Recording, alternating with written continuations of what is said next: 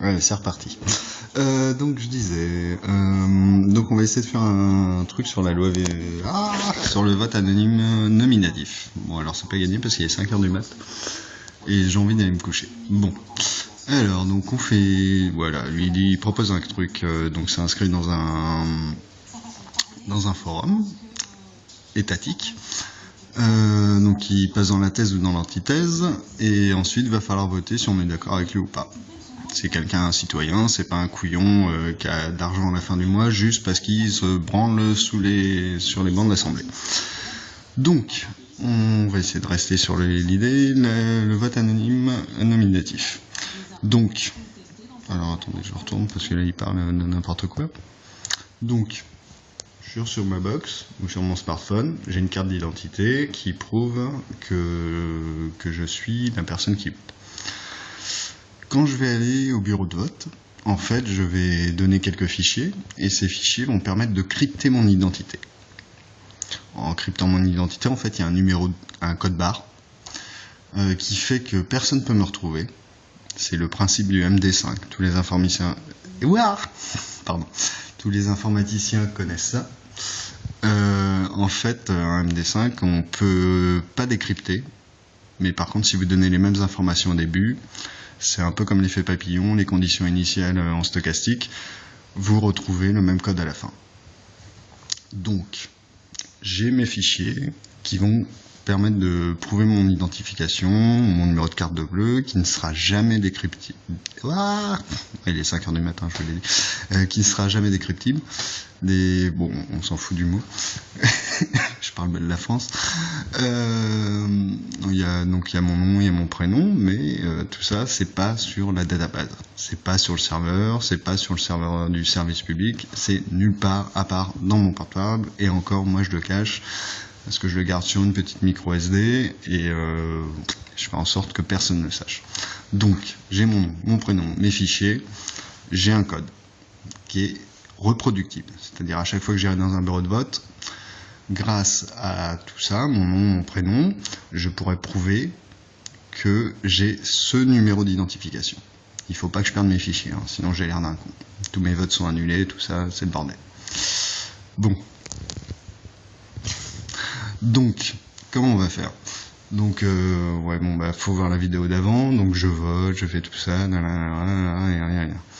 Donc, si le vote est important, je vote que le vote est important, et si tout le monde estime que c'est important, comme l'état d'urgence, TAFTA, la Constitution européenne, la Constitution française, la Constituante, je vote, c'est important. Donc, je veux que ça soit vérifié chaque année.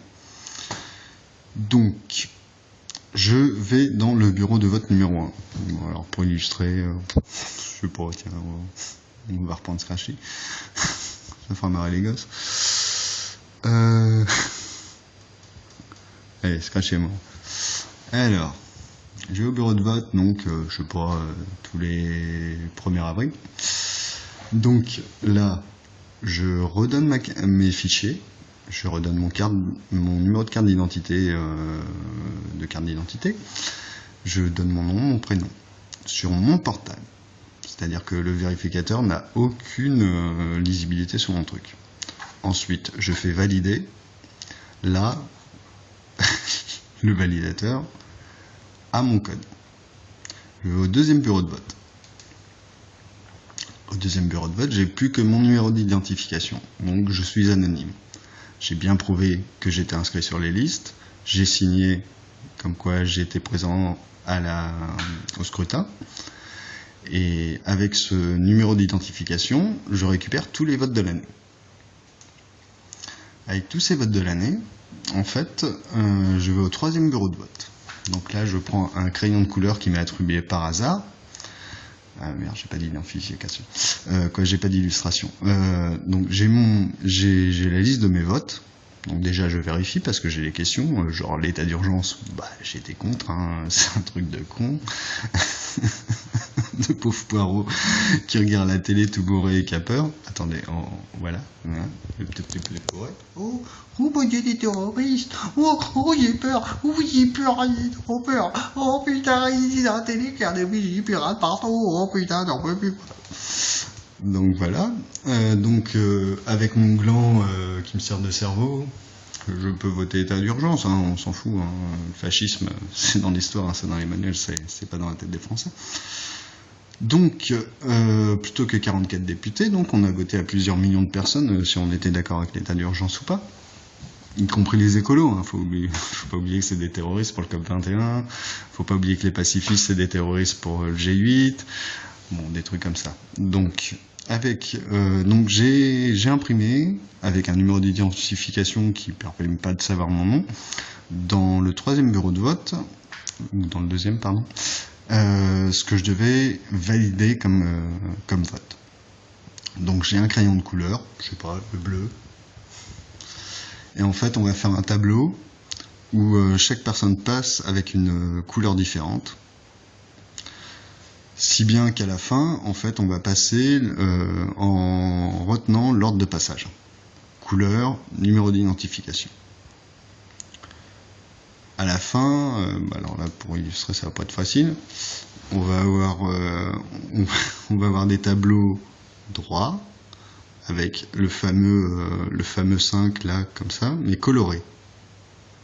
C'est-à-dire que chaque personne qui passe fait une barre, sa couleur à lui, le crayon qu'il a en main, on connaît l'ordre de passage, et donc à la fin on va avoir un tableau, bon, alors là c'est pas très bien, hein, ça serait des lignes de carreaux, pour ceux qui savent compter, ou dépouiller donc des carrés avec une croix en diagonale, mais chaque côté est coloré, chaque côté, chaque diagonale. Donc on a plusieurs moyens de vérification, c'est-à-dire qu'il y a les votes du serveur qui vont permettre de prévoir, selon l'ordre de passage, l'ordre des couleurs. Donc déjà, si ça ne correspond pas, il y a un petit problème. Deuxièmement, on peut imaginer que les deux personnes qui vont passer peuvent pas rajouter des colonnes, déjà le vote est nul sinon. Et ensuite, si les deux personnes cochent pas en même temps au bon endroit sur chaque tableau pour chaque loi pour lequel on a demandé un vote qui soit confirmé, va y avoir un problème. Donc en fait, il y a plusieurs moyens de vérification. Ensuite, au niveau pour les informaticiens, là, parce que les autres, je parle pas trop.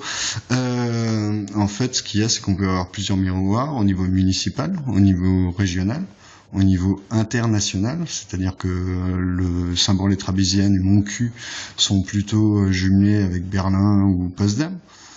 Donc en fait, à la fin, pour ceux qui veulent truquer les élections, ça devient moins possible qu'au PS ou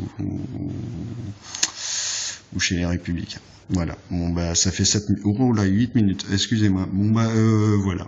Vous relisez. Je pense que c'est compréhensible par les gens qui ont leur bac, qui ont fait des études. Et pour les autres, vous inquiétez pas. Mieux vaut des millions de personnes qui réfléchissent aux lois plutôt que 44 personnes qui décrètent l'état d'urgence à 3h du mat'.